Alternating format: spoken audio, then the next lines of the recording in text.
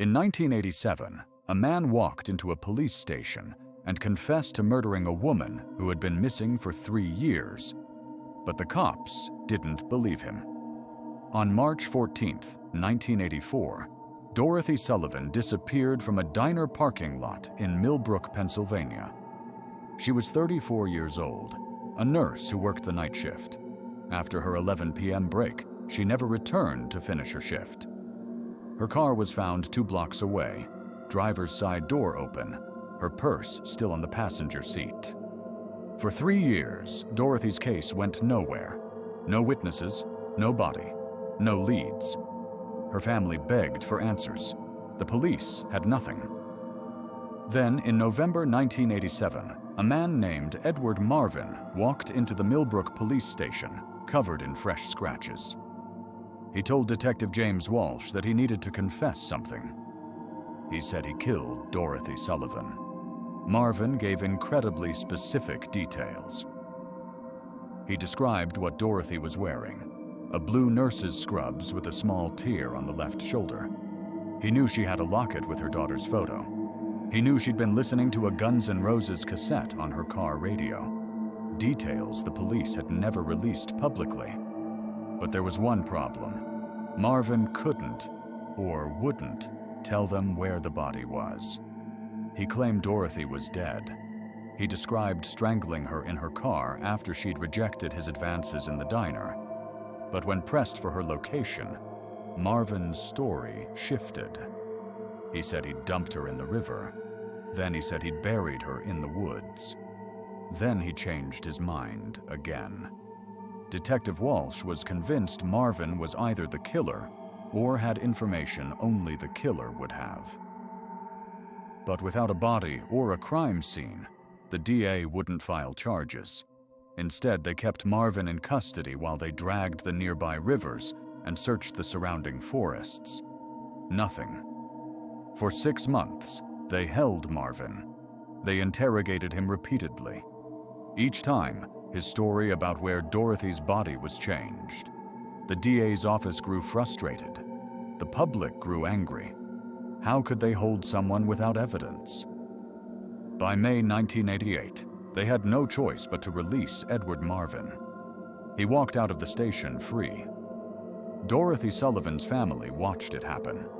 The case grew colder. Years passed. Dorothy's daughter grew up without knowing what happened to her mother. The official status remained missing person. Then, in 2003, a construction crew demolishing an old warehouse in Millbrook found human remains hidden in the basement walls. Dental records confirmed it was Dorothy Sullivan. The FBI immediately reopened the case. They brought Edward Marvin back in for questioning. But Marvin died in a car accident in 2001, 2 years before Dorothy was found. He took his knowledge with him. What made Marvin confess? Why did he know those specific details? Did he kill her? Or was he protecting someone who did? How did he know where her body would eventually be found, even though his descriptions were wrong? The truth is, we may never know. Dorothy's killer went free, and the man who knew what happened is gone. On March 14, 1987, a waitress walked into the back of a busy diner in Reno, Nevada, and simply ceased to exist. Her name was Patricia Vance, 23 years old, worked the night shift at Mel's Diner on Virginia Street. By all accounts, she was ordinary, reliable, quiet, forgettable. The kind of person you'd see 100 times and never remember their face. But something about Patricia's last shift was different. It was a Friday night, busy. The diner was packed with the usual mix of truckers, insomniacs, and people with nowhere else to be. Patricia had been working there for 8 months without incident. Regular schedule, no drama, no enemies that anyone knew of. Around 11:47 p.m., a regular customer, a man named Frank Castellano, ordered coffee and pie. Patricia took the order. She was seen by 3 other witnesses. the cook, another waitress, and a busboy. All of them confirmed she walked toward the kitchen to place the order. She never came back out. Not 5 minutes later. Not 5 hours later. Never. The kitchen had 2 exits. The back door led to the alley. The front door led back to the dining area. Both doors were monitored by staff. Both were locked from the outside. Standard protocol for the late shift. The cook swore Patricia never entered the kitchen. The other waitress said she watched the kitchen entrance the entire time. When the manager went looking for her 40 minutes later, Patricia's purse was still at her station. Her jacket hung on the hook. Her shift hadn't ended. The police arrived at 12:47 a.m. They searched the entire building, top to bottom, attic, basement, storage closets, behind the walk-in freezer. Nothing. No hidden passages. No windows she could have squeezed through. No explanation. The security footage was grainy. This was 1987, but it showed something impossible. Patricia walked toward the kitchen at 11:47. The camera showed the kitchen entrance clearly. No one entered. No one exited. The feed was continuous, unbroken. 43 minutes of footage showed absolutely no one coming or going from that kitchen. The investigation went nowhere. No body was ever found. No ransom demand. No sightings. Patricia Vance simply vanished from a locked room full of witnesses. But here's what most people don't know. 2 weeks after Patricia disappeared, Frank Castellano, the man who ordered coffee and pie that night, walked into the Reno Police Department and confessed to her murder. He said he'd killed her, said he knew where the body was, said he'd been watching her for months. The detectives brought him in, interrogated him for hours. He knew details about Patricia that weren't public, her childhood, her family, things only a killer would know. But there was a problem, a massive problem. He couldn't tell them where the body was, not because he wouldn't, because he couldn't remember. He'd describe it as being in a fog, like the memory was there but locked behind glass. He'd start to tell them and then stop mid-sentence, confused and frustrated. And the physical evidence didn't match. His clothes showed no blood. His fingernails were clean. His apartment was searched. Nothing. No weapons. No evidence of foul play. Nothing that connected him to Patricia's disappearance. Without a body or physical evidence, the confession alone wasn't enough. Castellano was released after 72 hours. 3 months later, Frank Castellano drove his car off a bridge outside of Sparks. The investigation ruled it suicide, but the autopsy revealed something strange. He'd been dead for at least 6 hours before the car went into the water. Someone had placed a dead man in that vehicle and driven it off a cliff. Who? Why? Nobody knows. Patricia Vance's case remains unsolved. Frank Castellano's death remains unsolved. And somewhere between that kitchen and wherever Patricia went, there's a truth that's been buried for nearly 4 decades. In 1984, lighthouse keeper Thomas Whitmore vanished from a structure surrounded by nothing but ocean and sky, leaving behind a logbook that suggests something impossible happened on his last night alive. Thomas Whitmore had kept the Beacon Point Lighthouse for 17 years, without incident. The structure stood on a rocky outcrop 12 miles off the Maine coast, accessible only by boat. Thomas was a solitary man, deliberate and methodical. His logbook entries were sparse but consistent. Weather observations, maintenance notes, light functionality checks. Nothing unusual, nothing alarming. On October 19, 1984, the Coast Guard arrived for their monthly supply delivery. They found the lighthouse functioning perfectly. The light rotated on schedule.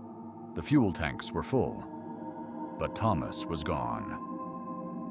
Inside the keeper's quarters, they discovered something deeply unsettling. His logbook lay open on the desk.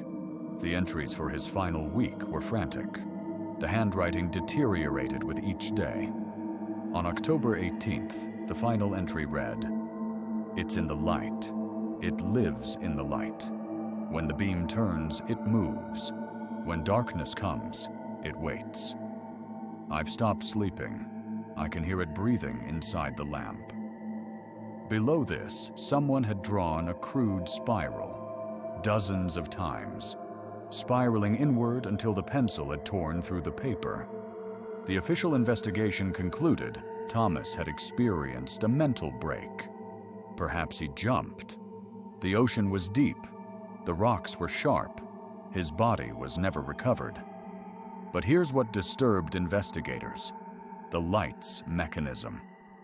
The Lighthouse used a Fresnel lens, a precise engineered marvel that hadn't been serviced in weeks.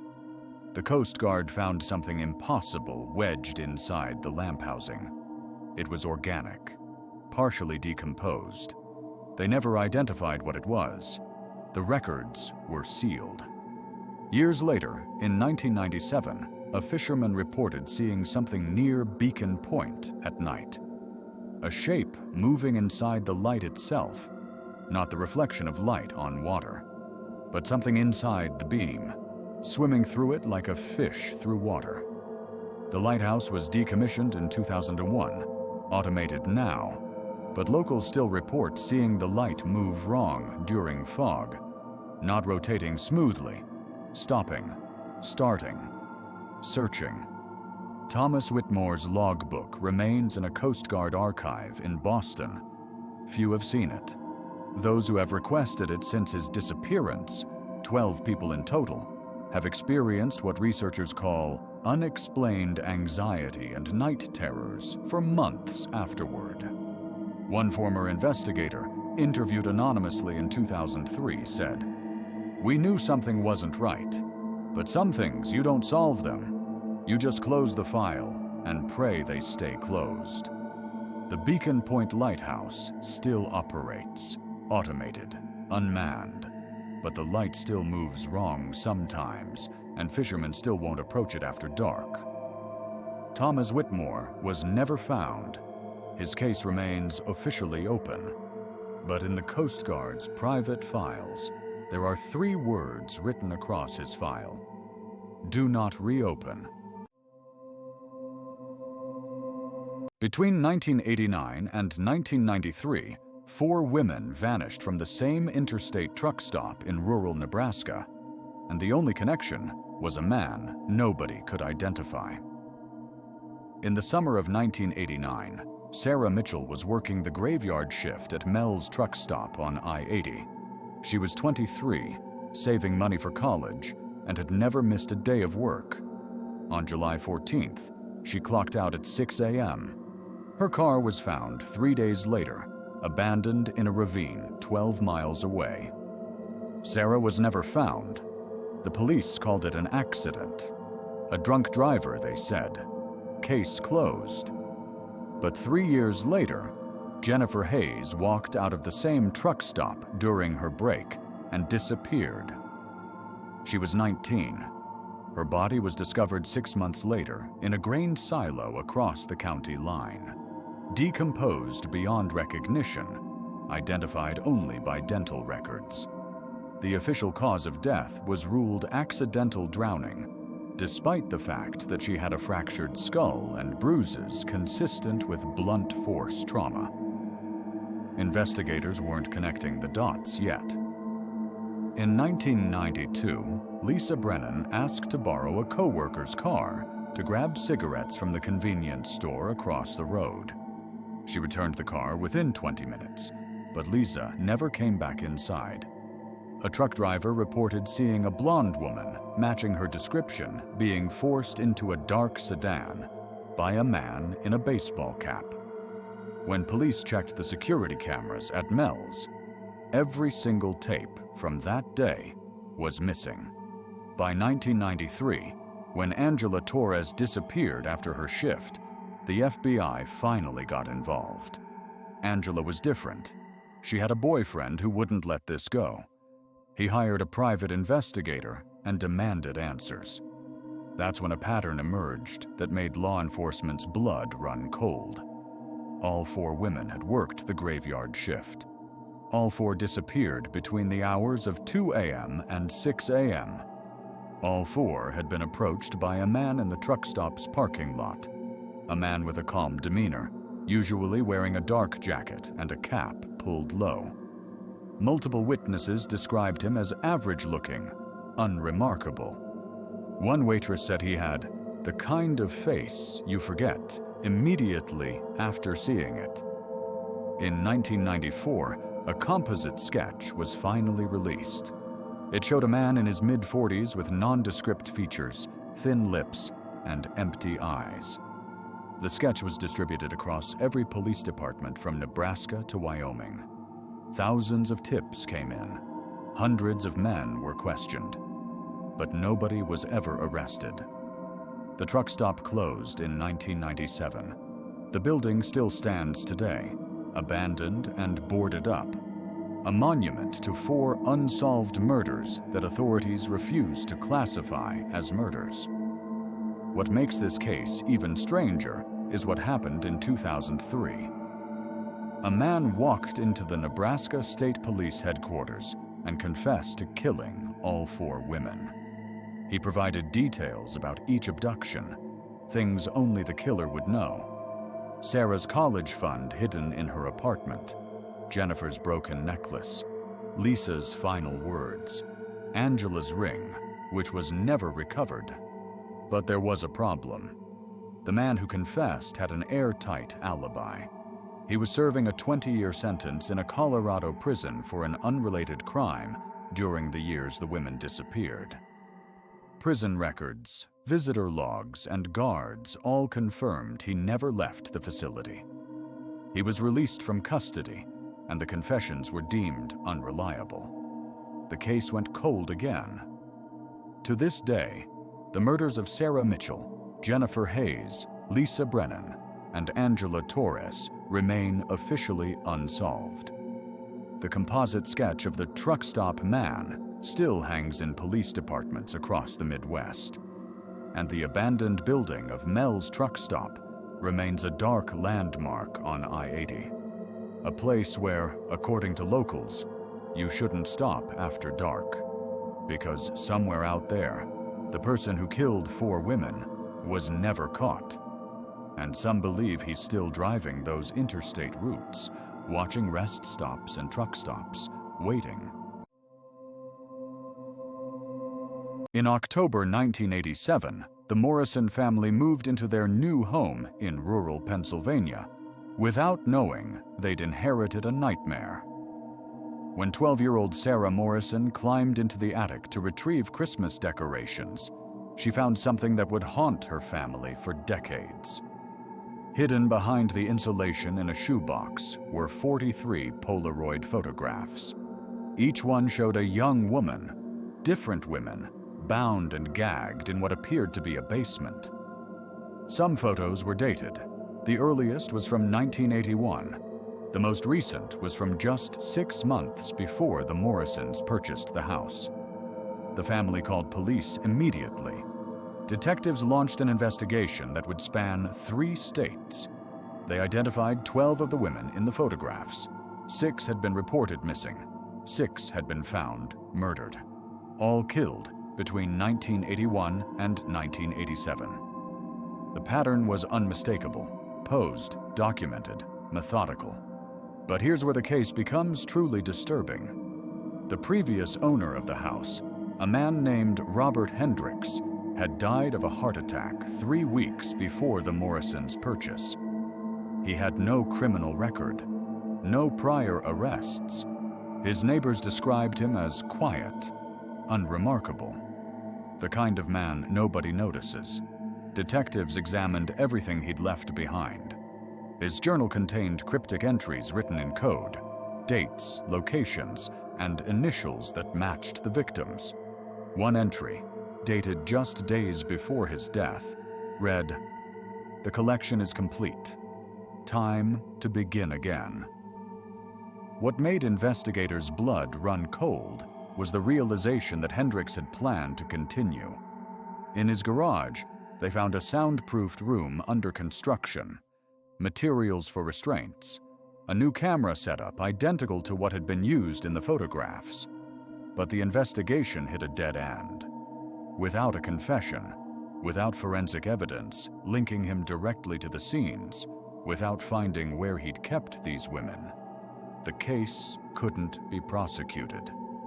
The detective in charge, James Welker, spent the remaining 15 years of his career trying to identify the remaining 31 women in the photographs.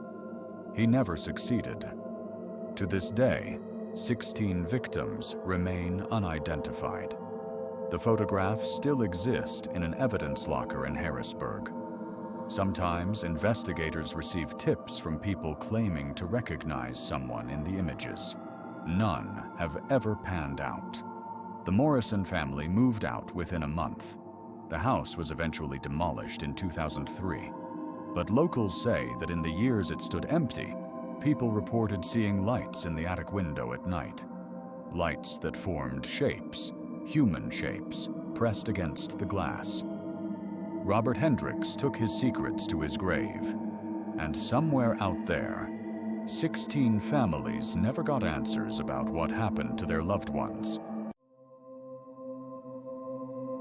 On October 14, 1987, 3 people checked into room 237 of the Riverside Motel in upstate New York. None of them were ever seen again. The case files describe it as impossible. Not mysterious, impossible, because there was nowhere for them to go. The Riverside Motel was a dying establishment even then, the kind of place where questions weren't asked and cash was preferred. A man and 2 women arrived just after midnight. The night clerk barely looked up from his desk. He would later describe the man as ordinary, forgettable, really. He paid for 1 night in cash and took the key to room 237. The next morning, housekeeping knocked. No answer. The manager opened the door to find the beds unmade, suitcases still packed, personal belongings scattered. The television was on, volume low. A cigarette was burning in an ashtray on the nightstand, ash accumulated in a small cone.